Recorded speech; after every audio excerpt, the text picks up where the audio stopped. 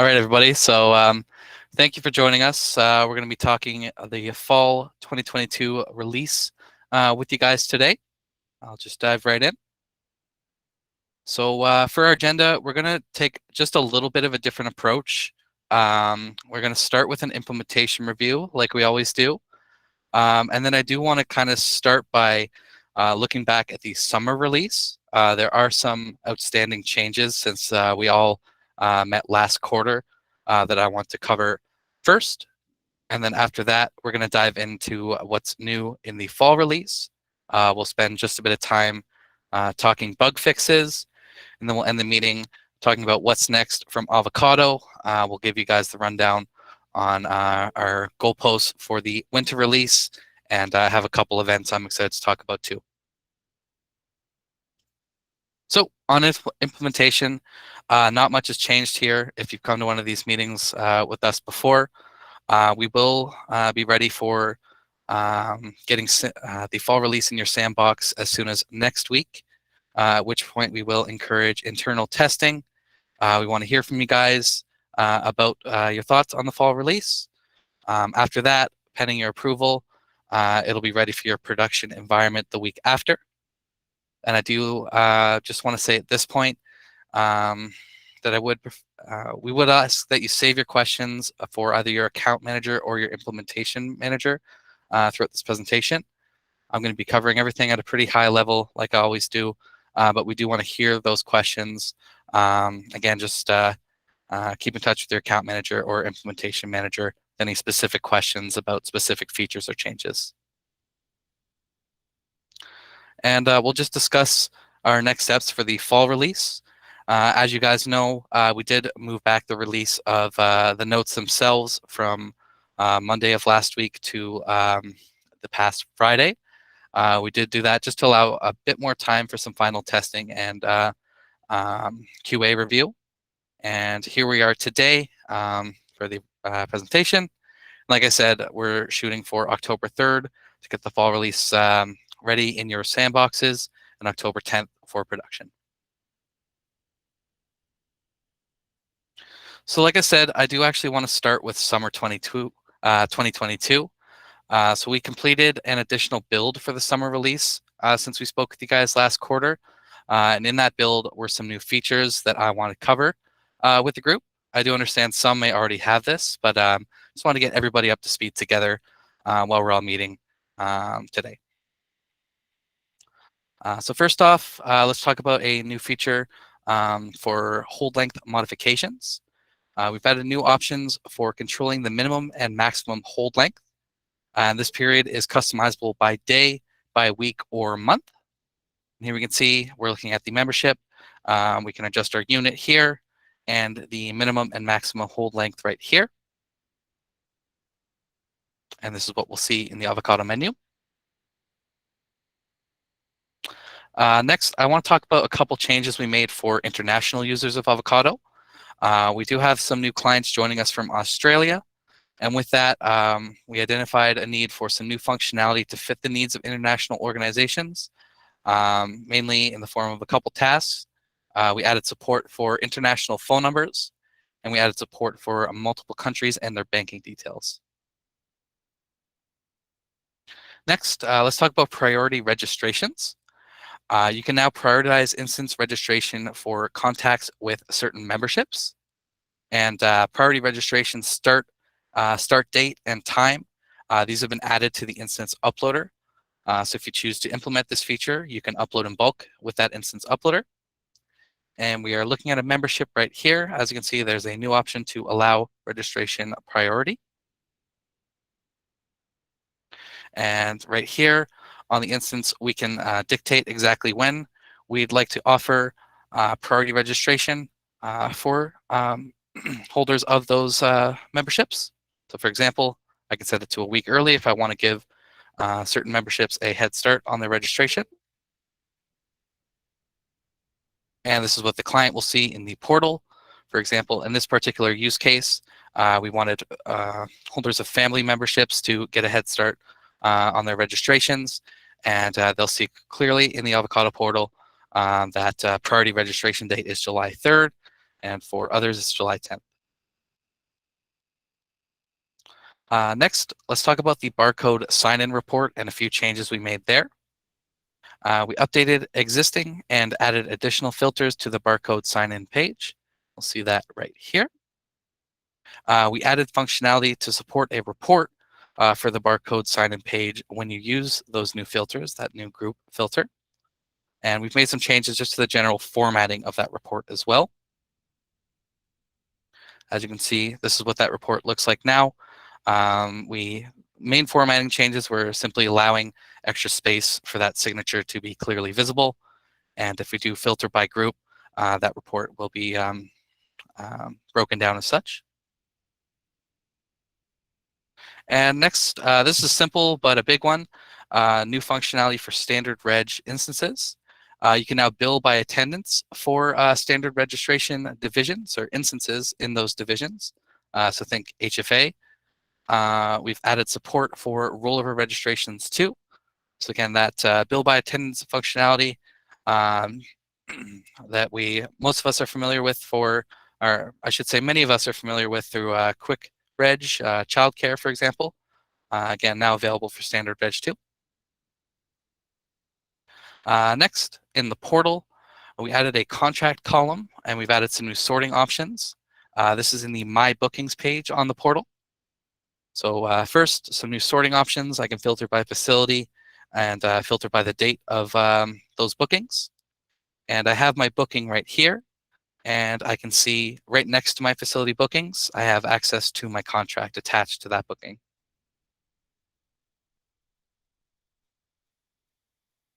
And next, just a simple one, membership status now defaults to accepted in the Avocado menu. So when we're in the menu, we're looking at account and viewing the memberships on that account. It will now filter by accepted status by default.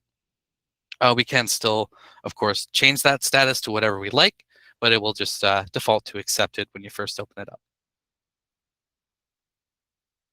And next, I want to talk about the makeup class module. So you can now manage and schedule makeup classes in our new makeup class module. We facilitate this by configuring our programs. Programs can be configured to offer these makeup classes to absent attendees.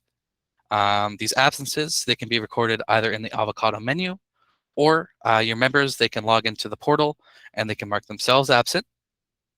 So what happens when they mark an absence? When absent, these users receive a voucher. And with that voucher, they can then redeem that voucher to register another instance for free at a later date. So if they're feeling ill, they can save that voucher and book a makeup class later. And these vouchers, they are visible and usable in the Avocado portal as well as the Avocado menu. And I took a few screenshots. I want to just show how that works on both sides. So Gina Williams here, she's feeling maybe ill. She wants to mark herself absent for this particular instance. When she does, she receives a voucher. Again, these vouchers, she can keep tabs of these in the Avocado portal. And when she's ready to reschedule, she wants to book another instance to make up that class.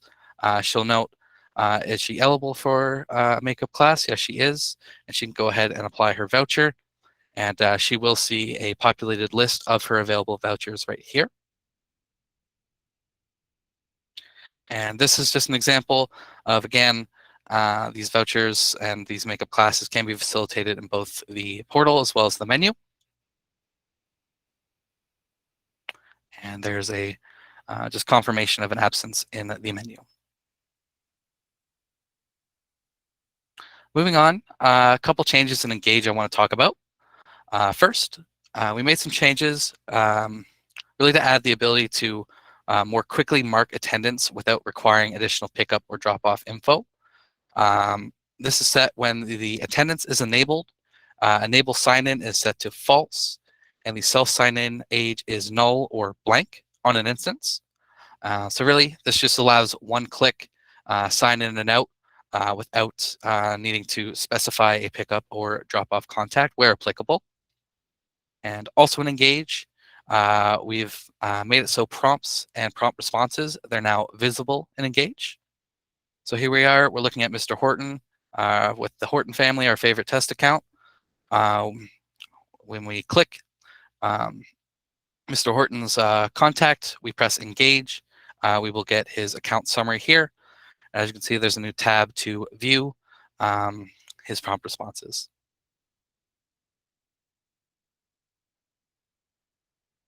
So that's it for that. Those additions to the summer release. I want to move on to what's brand new in the fall release. With that, there are over 30 new features, changes, and bug fixes included in the fall release. So I'm going to dive right in and let's take a look. In the portal, 3 changes I want to talk about. First, another simple one. We've added the ability to deselect a contact when adding a membership. So your members or your users in the portal, they can now deselect a contact during the membership purchase flow, simply allowing them to pick a different contact instead. So here I am. This is a screenshot of the membership flow. I picked out a membership. It's time to pick which of my contacts on my account I want to apply that membership to. Let's say I click Tester Ferguson. I click Add to Membership. And I think, wait a minute, I don't want to give it to me. I want to give it to my son, or I want to give it to someone else on my account instead. Previously, what I would have to do is restart that membership flow. But now I just have a little button, click Remove, and I pick the proper contact, and I complete the flow, and I make my purchase. Next, let's talk about account statements in the portal. So these are now visible in the Avocado portal under the My Profile tab. When we click that button, we'll have access to past due orders, future payments, and account credits. We can view those reports and print from the Avocado portal. Moving on, just one change with the facility bookings I want to talk about. We've added a drop-down for time selection in the facility booking module. This is a pick list, and it's just going to suggest start times for the facility booking by 15-minute intervals, as you guys can see right there. And I do want to note, too, that, of course, you can still manually type in the time for that booking, but you just have that handy pick list. It'll give you suggestions in those 15-minute intervals. Moving on, I want to talk about some changes and fixes for finance. And I do want to make a note, really our last sprint was all about finance changes and fixes. Quite a lot of development effort was made to get our finance module, get new features and changes in there. I'm just going to cover a few, but this is our full list. Just want to make a special note. A lot of focus was put onto our finance modules in our most recent sprint. So with that said, first new feature in the realm of finance, we've added a supplementary fee to the instance object. We've added the ability, I should say, an ability to add an extra product to an instance registration. We accomplished this with the supplementary fee field. A use case we've heard for this one would be just things like your admin fees. And I'll just move back here. This is how that will populate and be visible in the Avocado portal. We'll just see that supplementary fee attached to our instance. And here's what we'll see in the Avocado menu. Moving on, let's talk about account credit expiration automation. We've added a new section to the Avocado menu under Finance, Payment Processing, Process Transactions. What this will allow, it's going to allow Avocado users to write off expired transactions and credits. We accomplish this by generating an order with an amount owed, and then we apply the outstanding balance to complete that order. Here's an example. We are going to specify our search parameters and search. And here we make our selection, and then we process. And finally, I want to talk a bit more about the Kiwi Check-in app. This will be ready for wide release in the fall Avocado release. We've covered the Kiwi Check-in app in the previous quarter's presentation, and we did some in-depth look in the Avocado user group. But again, this is our new check-in app built with Salesforce, tablet friendly. And again, we're very much looking forward to releasing that for wide release in the fall. So that's it for features. This is just a quick overview of bug fixes included in the fall release 2. I will note that if you guys have any questions about specific bug fixes, I'm not the tech guy. I would encourage you to reach out to our support team or even your account manager, and they'll be happy to dig into any specific questions you guys might have.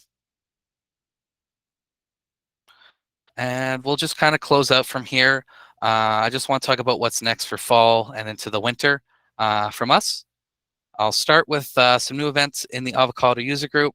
I even have a webinar to talk about that we've been planning with Community Rec Magazine.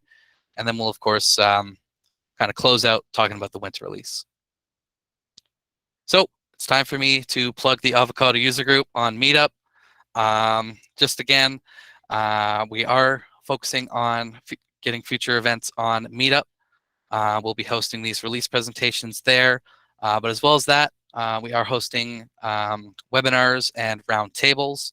Our intention really is to just encourage discussion with the wonderful industry pros that make up the Avocado community, encourage conversation between organizations on Avocado. I've been loving these presentations. I get to hear from the industry pros as well. So yeah, I encourage you guys, get on Meetup. We have some events even around the corner that we're looking forward to. And there's quite a few past events to talk about. Again, since I last spoke to this group for the summer release, we've hosted 3 events in the Avocado user group. We recently met for a roundtable discussion all about childcare subsidies in Canada and how we can navigate these on an organizational level and use Avocado to manage some of these subsidies. Again, we heard from the Avocado community, heard from everybody where they're at with navigating those subsidies. That was great to hear from the team. After that, we did more of a functionality showcase. We did a deep dive on Engage as well as rollover registration. We kind of did that from the lens of childcare. We heard from a YMCA in the community to hear about how they use rollover registration. Did a deep dive in Engage too, reviewed that functionality. And I believe most recently, we did a training resources roundtable. We reviewed some training resources we offer in the form of our user manual, how-to playbooks that we've been collaborating with. I've been collaborating with the team to get into your guys' hands, things like flashcards. But we also opened it up for more roundtable discussion. We heard from the Avocado community, hearing about how they've been handling training, how they've been handling onboarding, influx of new staff for fall, things like that. So I've been really enjoying these, hearing from the community, getting your guys' perspectives. If you guys have missed these events, I do want to note that they're all available to be watched on YouTube. If you hop on the Meetup, you'll see a YouTube link to a playlist that I keep updated with recordings of all those events. But of course, I do encourage you to come while they're live and share your thoughts during those roundtables. And speaking of, we do have a roundtable booked for this Wednesday. That'll be at 2 p.m. as well. Everybody here is always invited, of course. We invite you guys for a review of Forms functionality built into Avocado. And we're going to end with a discussion about other third-party options for your forms too. We want to hear from you guys, whether you're using Avocado forms exclusively, whether you're investigating third-party solutions, maybe use our forms with another solution, or you've completely migrated to another solution. We want to hear from you. We want to hear what's working, what we can do to make our forms better. And that's, again, happening in the user group on Meetup. You can RSVP. You'll get all the meeting info, and we hope to see you there. And another event from us will be kind of co-hosting a webinar with our partners at eCard Transactions. That'll be happening mid-October on the 18th at 2 p.m. We'll be collaborating with eCard Transactions, and it'll be Community Rec hosting that. We'll be discussing increasing the member lifetime with intelligent representment. So we'll be discussing how our solution with eCard